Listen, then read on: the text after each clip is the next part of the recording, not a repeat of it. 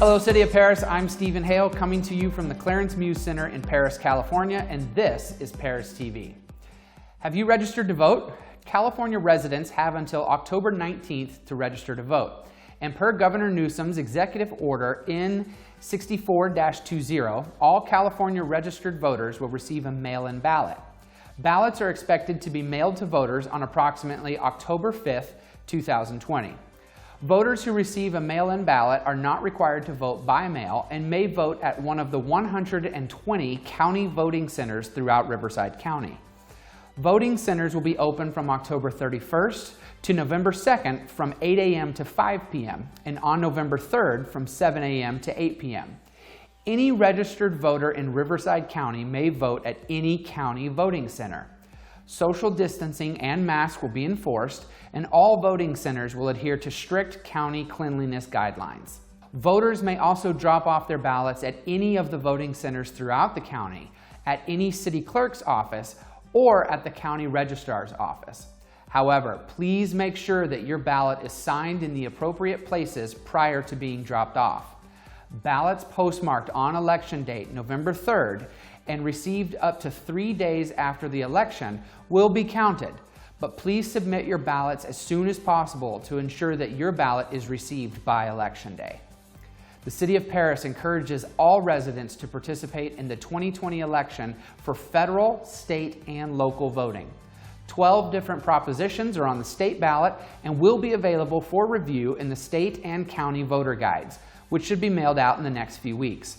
For more information on the 2020 election, visit www.voteinfo.net or call 951-486-7200. Now for a look at how our restaurants are safely operating with approved permits, let's go to Karina Espinoza. Karina? Thanks, Stephen.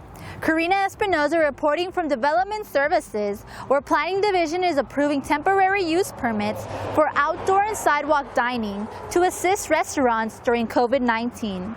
I would say we've had an average about 15 businesses that have done inquiries on it. So far, staff has only approved 3 at staff level right now. Those would be the Barra Azul, the Cervantes Mexican Food Restaurant, and the El Nuevo Tarasco. The number one requirement is that businesses have to do what is called a temporary use permit application. It's a no-fee application right now. They would fill out the application form. They need authorization from the property owner or from the management company. And the other portion would be a site plan. So basically showing the area where they want to section off for outdoor dining. It has to be adjacent to their existing restaurant. And they need to meet a 4-foot distance for ADA clearances. And they have to maintain proper COVID requirements from the state of California. If they can show that in the site plan, they can set up an appointment with us and we can approve it right over the counter. The City of Perris is also offering temporary use permits for outdoor hair salons and barbershops. For questions regarding these temporary permits, please call 951-943-5003. Se habla en español. Thanks, Karina. Construction and improvements continue throughout the City of Perris, and that means it's time for Building with Brad. For a look at some improvements to A Street and other citywide projects, let's check in with our good friend, Mr. Brad Brophy. Brad? Thanks, Stephen. One of the city's ongoing capital improvement projects involves roadway widening along A Street between Highland Vista Way and Metz Road. This project, which is adjacent to the California Military Institute, will install additional traffic lanes, turn pockets, sidewalks, and a traffic signal. Construction for this project is anticipated to be completed by October. Another project I'd like to give an update on is the ongoing citywide pavement rehab and sidewalk installation project. This $1.2 million project started work earlier this month along various city streets and is also anticipated to be completed by October. Please contact the City Engineer's Office at 951-943-6504 with any questions or concerns. Back to you, Stephen.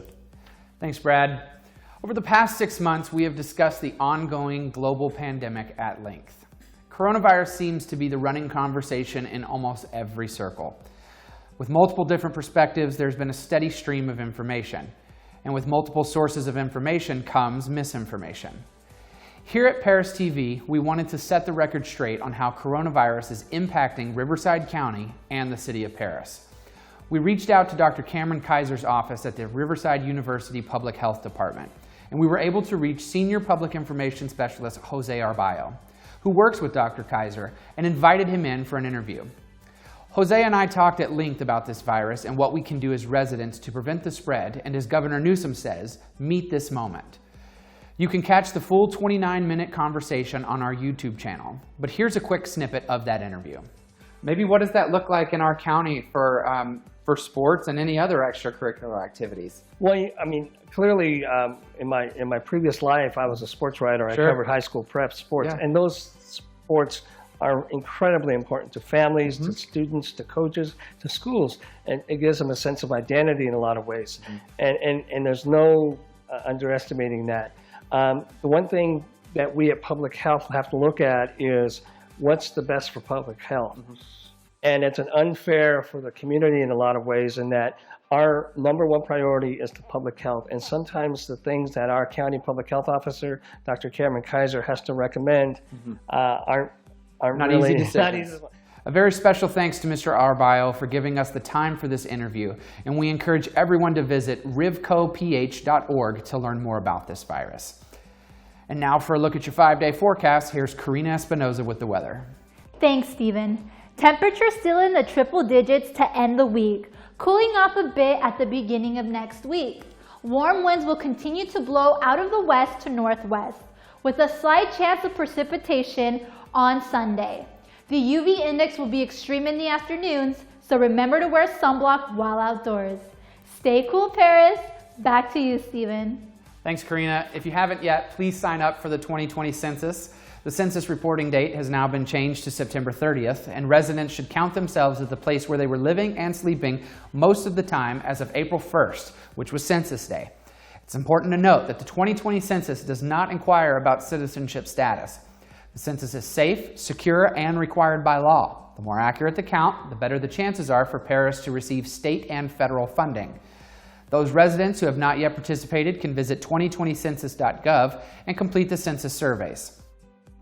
And don't forget about our third installment of our Reels and Wheels Summer Drive-In movie event that will be held on August 28th at the Southern California Railway Museum, featuring Sonic the Hedgehog. And the final installment will be held on September 25th, featuring Disney's original The Lion King. Participants can pre-register online through the Civic Rec platform on the city's website. Entry begins at 6:30 p.m. and no admission will be permitted after the movie begins. So residents are encouraged to arrive in plenty of time for the movie to begin promptly at 7:30 p.m. That's it for your weekly update. Don't forget to follow us on Perris Today's Facebook page, and be sure to follow us on Instagram and Twitter at City of Perris, and subscribe to the Perris TV YouTube channel. From the Clarence Muse Center in Perris, California, I'm Stephen Hale, and that's the Muse.